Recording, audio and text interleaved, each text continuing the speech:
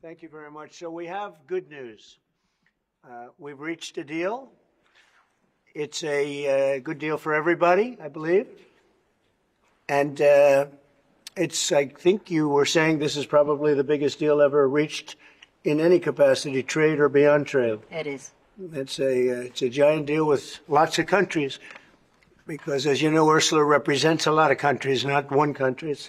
It's not easy for you. It's because a lot of very different countries, great countries, but some are strong with cars, some are strong with agriculture, some are strong with both, right? You have a lot of different factors. So we're going to do the following. The European Union is going to agree to purchase from the United States $750 billion worth of energy, $750 billion worth of energy. They are going to agree to invest into the United States $600 billion more than they're investing already. So they're investing a large amount of money. You know what that amount of money is. It's very substantial, but they're going to invest an additional $600 billion. They're agreeing to open up their countries to trade at zero tariff. So that's a very big factor. Opening up their countries, all of the countries will be opened up to trade with the United States at zero tariff. And they're agreeing to purchase a vast amount of military equipment. We don't know what that number is, but it's the good news is we make the best military equipment in the world, so sort of you have to do that. I mean, until somebody tops us, which is not going to happen. We're way ahead of every other country in terms of the quality of the military equipment. You saw that recently in Iran, and you see that, unfortunately, you see that often for all the wrong reasons, right? So those things are 750 billion, 600 billion, opening up the country. We are agreeing that the tariff straight across for automobiles and everything else will be a straight across tariff of 15%. So we have a tariff of 15%. We have the opening up of all of the European countries, which I think I could say were essentially closed. I mean, you weren't exactly taking our autos, you weren't exactly taking our agriculture, and then you would have smaller things, but for the most part it was closed. And now it's open. It's open for our companies to go in and do a good job with it. I think you'll like them. I think you'll like it. And we will, very importantly, they'll be investing a lot of money, but the military is a big number, but that's one number we're not determining. It's going to be whatever it is, but they're going to be purchasing hundreds of billions of dollars worth of military equipment. They're very important. They're going to purchase $750 billion worth of energy. So that's going to be great. And $600 billion worth of investments into the United States over and above what they have. So, and I think that basically concludes the deal. I mean, those are the main factors. I don't think there are too many other factors, other than we're going to get along great. And we have a great relationship now with NATO, which is largely the same. You know, I mean, not exactly, but pretty close, right? Largely. And with NATO, as you know, they're going up to 5% from 2%. And the relationship is very strong with NATO. So I just want to congratulate you. I think it's great that we made a deal today instead of playing games and maybe not making a deal at all. I think it's, I'm going to let you say it, but I think it's the biggest deal ever made. Thank you very much. Congratulations. Thank you.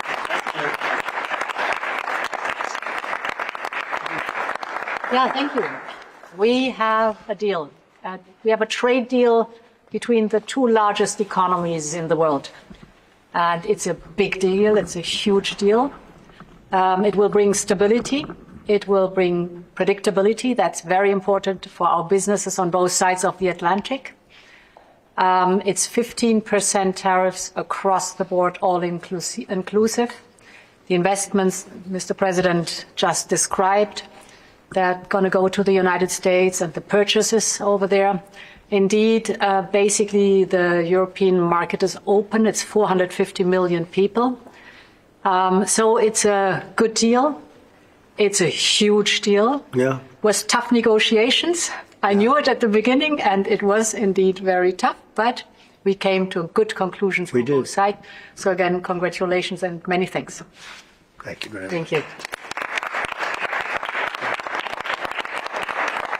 Do you have any questions?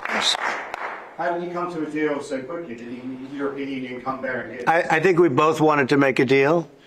You said something that is very important. It's going to bring us closer together. I think this deal will bring us very close together, actually.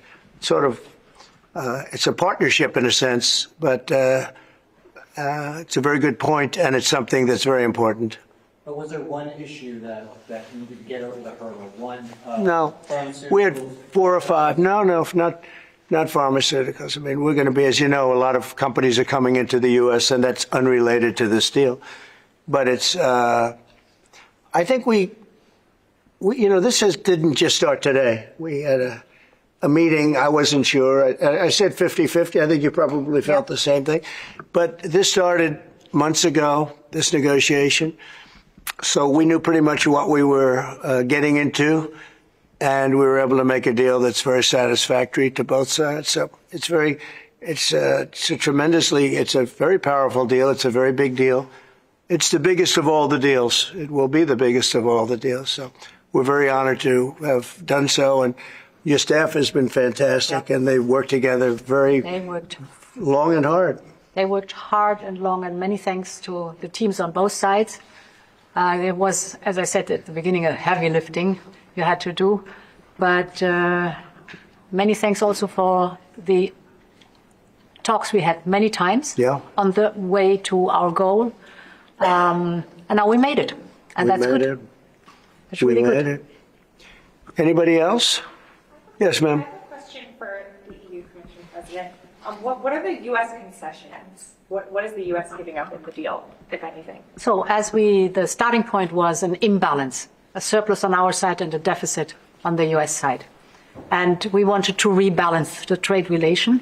And we wanted to do it in a way that trade goes on between the two of us across the Atlantic, because the two biggest economies should have a good trade flow between us.